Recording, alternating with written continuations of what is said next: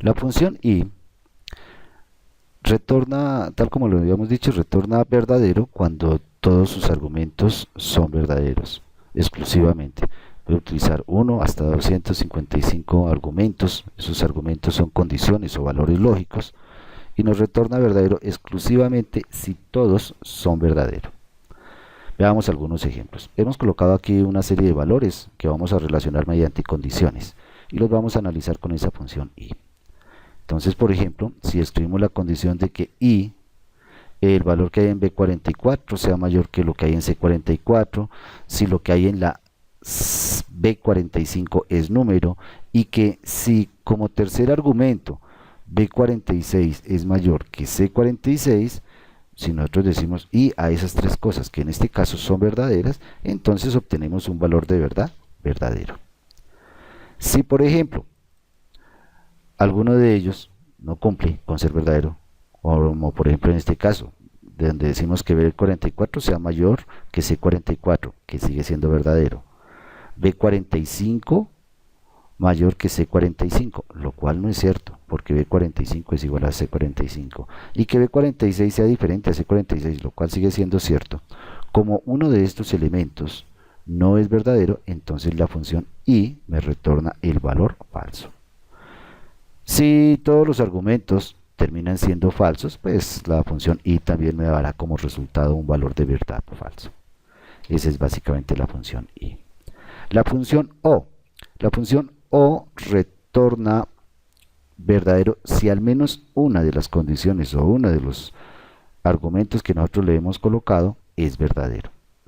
Para este primer ejemplo, entonces nosotros vamos a tener tres condiciones verdaderas, donde estamos diciendo que la B51 es mayor que la B52, ¿cierto? Que la B51 es mayor que la C51, que la B52 es igual a la C52 y que la B53 es diferente de la C53. Estas tres condiciones pues son ciertas, el resultado con O obtendremos que es verdadero. Por última, si nosotros tenemos una condición donde los diferentes elementos que hemos colocado terminan por ser falsos, entonces obtenemos un valor de verdad falso. O puede tener también desde 1 hasta 255 condiciones o valores lógicos como argumentos. La función no. La función no simplemente niega el valor de verdad de una determinada proposición. Entonces, por ejemplo, si nosotros decimos la proposición B58 mayor que C58, eso es cierto. Pero si decimos que no, entonces ese verdadero se nos convertiría en el falso que tenemos. Si decimos que B59 es mayor que C59, lo cual es falso porque son iguales, pero a eso le decimos que no, obtenemos un valor de verdad verdadero. Si decimos que B58 es mayor que C58, lo cual es verdadero, pero lo negamos, obtenemos entonces nuestro valor de verdad falso. Podemos también negar directamente valores de verdad. Por ejemplo, si negamos este valor de verdad que tenemos acá, este falso, obtenemos un verdadero y obtendremos un falso si nosotros negamos un valor de verdad verdadero. Entonces, si negamos, por ejemplo, este verdadero que tenemos aquí en la E52, entonces obtenemos un falso. Cuando nosotros negamos el 1, que tiene la equivalencia del verdadero, o el 0, que tiene la equivalencia del falso, obtenemos también los valores contrarios, como en estos dos casos que vemos acá. Entonces negar, por ejemplo, esta de 63 nos hace encontrar un verdadero. La función SOR. La función SOR también es un operador que nos permite vincular hasta 254 valores lógicos o condiciones y se comporta como O exclusivo. Esto es, que nos dará verdadero única y exclusivamente cuando el valor de verdad o la cantidad de verdaderos sea un número impar. Esa es la función del O exclusivo. Entonces, por ejemplo, en este caso que tenemos tres verdaderos, obtenemos un valor de verdadero, Si aquí tenemos dos verdaderos, obtenemos un falso. Y por acá, cuando tenemos un solo verdadero, por ejemplo en esta filita, entonces el resultado vuelve y nos da verdadero. Hay una propiedad que tienen los valores de verdad que también es de gran utilidad, y es el poder sumar los valores de verdad. Si nosotros creábamos, por ejemplo, una suma de estos diversos valores de verdad, este más este, el resultado nos da 3. Es lógico porque teníamos valores 1 equivalentes a los verdaderos. Cuando nosotros copiamos esta formulita, vemos cuáles o cuántos verdaderos hay en cada una de estas líneas. Por ejemplo, en esta línea hay 2 verdaderos, aquí hay otros 2, aquí hay 1, aquí hay 2, aquí no hay ningún verdadero. Y podemos ver que el SOR se comporta en consecuencia con ellos mismos, porque 3 verdadero es impar, entonces para SOR sería verdadero. Un verdadero es impar, pero 2 verdaderos nos daría falso, o 0 nos daría también falso. Esta suma hay que ser un poquito cuidadoso de cómo la realizamos, porque la podemos realizar en la forma que lo acabamos de hacer, pero no lo podríamos hacer, por ejemplo, con la función suma. Si nosotros llegamos y sumamos este rango, lo seleccionamos, obtenemos simplemente un valor de 0, dado que la función suma pasa por alto los valores que no son numéricos, o sea, aquellos que contienen textos o valores lógicos los va a pasar por alto. Por ello, aquí suma nos ha dado valores de 0.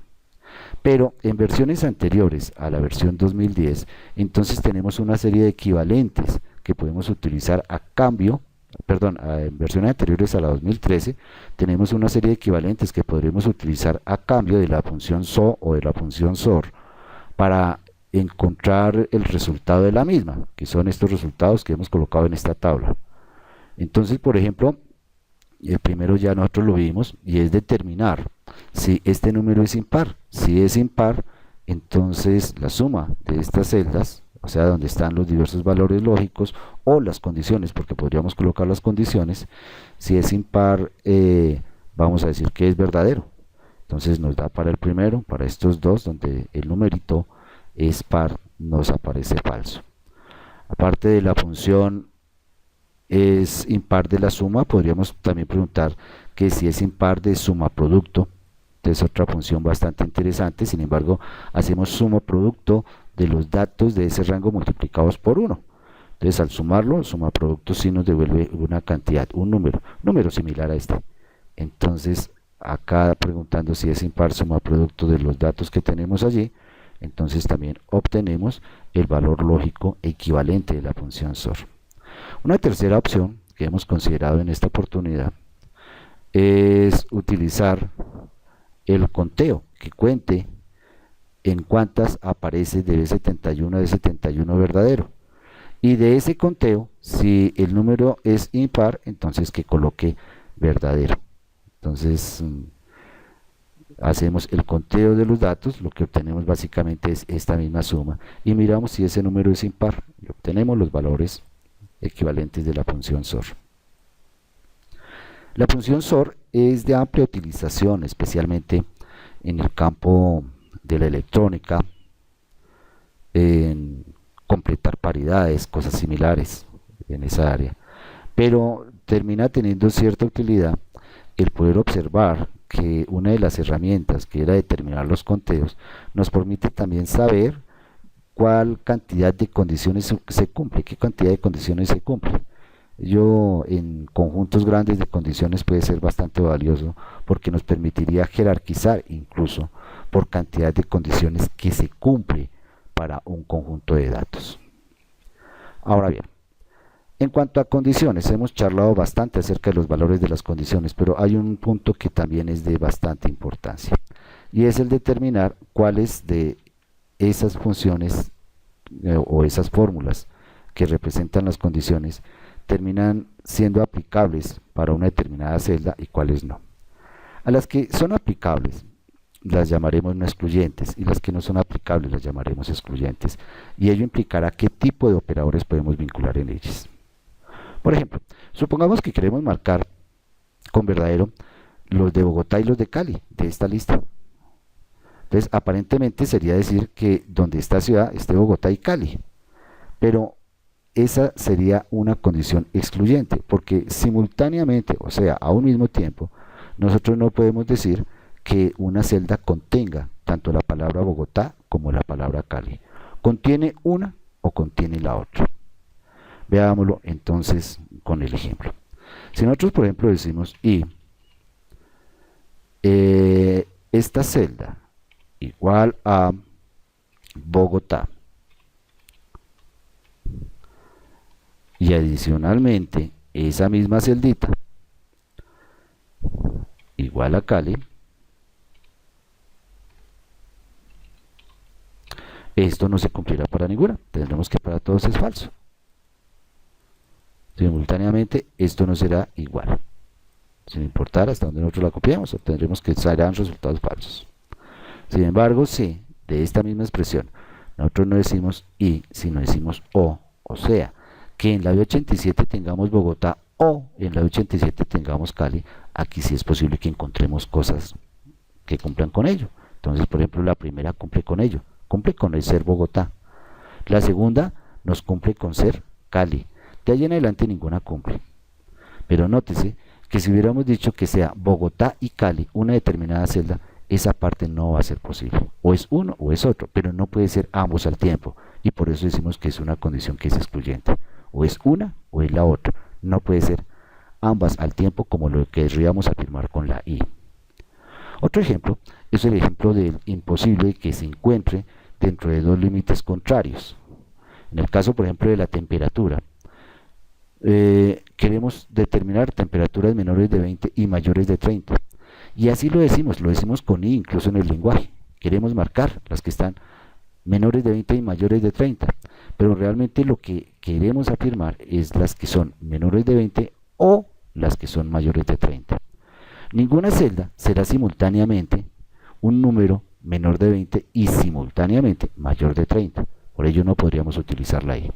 Aquí en estos casos también tendremos que decir, referirnos a ella con una O y decir, por ejemplo, igual o esta temperatura es menor de 20 o esa temperatura es mayor de 30. De ello sí hay posibilidad de que existan ese tipo de casos. Entonces, por ejemplo, para la primera, esta de 14 nos da verdadero, y ahí vemos los otros ejemplos. 26 sería falso, 22, 28, 30 incluso, pero 12 vuelve a ser verdadero. Si una de estas, por ejemplo, se vuelve mayor de 30, por ejemplo, este 22 cambiémoslo a un 50, entonces obtenemos un verdadero. Porque decimos, este caso es también excluyente. Cumple con una o con otra, pero no puede cumplir con ambas al tiempo. Algunas condiciones sí se pueden aplicar. Nótese que lo contrario implica un rango que pueden cumplir simultáneamente de manera conjunta. Una misma celda podría cumplirlo de manera conjunta. Por ejemplo, que sean temperaturas mayores de 20 y menores de 30, pero simultáneamente ambas cosas, no como en el caso anterior que cumple una u otra. Podríamos decir que esta es la que es una serie de condiciones que no son excluyentes, podrían incluirlas. Entonces podría decir, por ejemplo, que I, la temperatura que tenemos, sea mayor de 20 y adicionalmente que sea la temperatura menor de 30. Cuando damos un enter vemos que, por ejemplo, para la primera no se da, pero por ejemplo para esta sí. El 26 es mayor de 20 y menor de 30. El 28 es mayor de 20 y menor de 30. Para estas se está cumpliendo. Pero nótese que sí existe esa posibilidad de que haya algo en este rango, mientras era imposible que ocurriera algo en este rango, o que una misma celda contuviera estas dos mismas palabras. Ello marca la diferencia entre algunas condiciones que son excluyentes y otras que no son excluyentes, pero que serán necesarios para los ejemplos que veremos en nuestro estudio. Gracias.